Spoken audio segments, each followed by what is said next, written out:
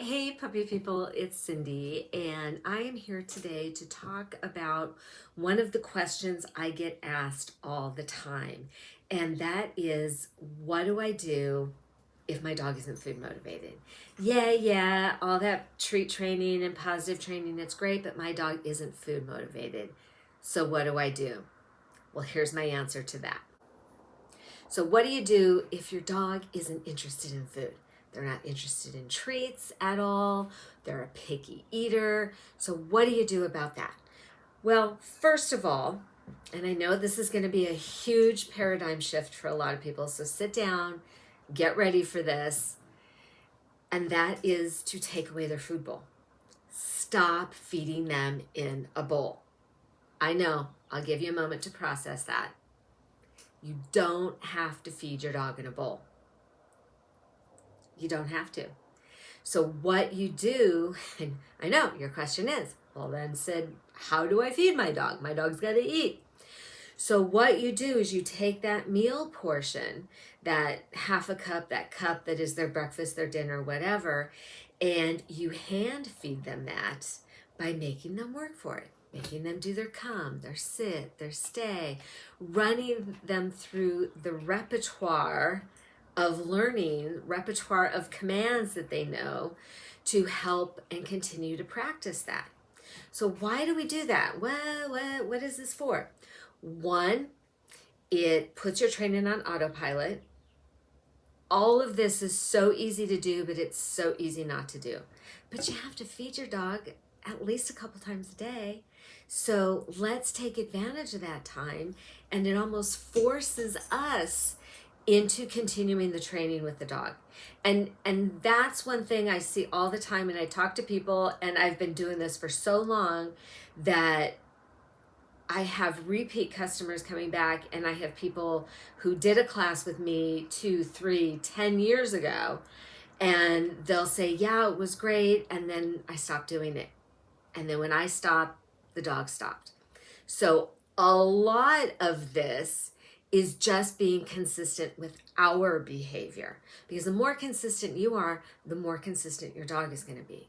So by making them work for those meals, instead of just putting it in a bowl, making them work for it, you're putting the train on autopilot, and you're going to have to feed your dog the rest of their life. So you're going to continue doing the training the rest of their life. And how that helps, the second reason that we do that, how that helps with dogs that aren't interested in food, is it makes them interested in food. Because when you're hungry and that's the only place your food is coming from, you're more likely to work for it. I'm not going to work for it. I can just go eat out of a bowl. Why should I do your stupid tricks, lady? I can just go eat my food out of a bowl. That's, I'm sure, what a lot of dogs are thinking.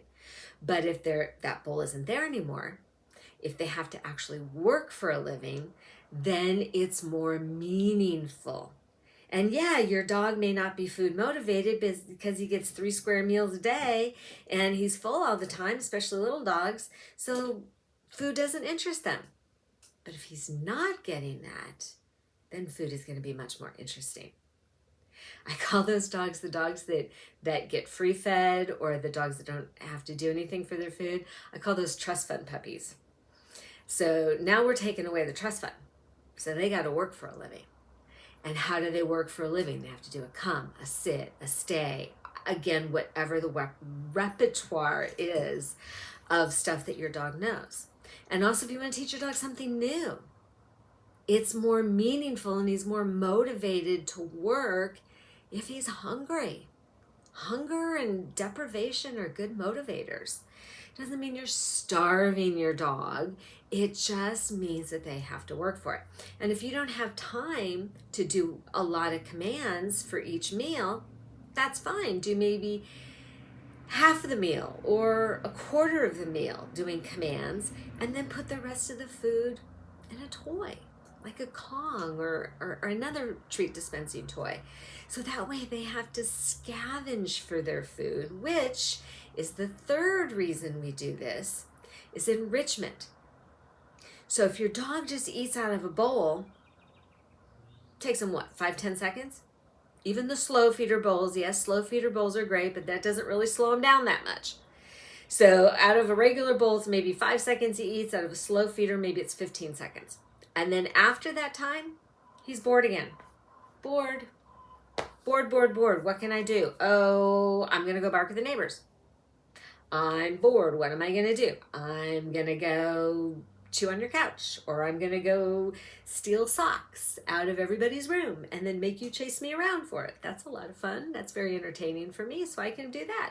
Or I can do some counter surfing. See if you've left anything up there that, one, may taste good, and two, again, can get you to chase me around, which is the best entertainment. So 9 out of 10 behavior problems, especially with young, active dogs, are simply because they're bored.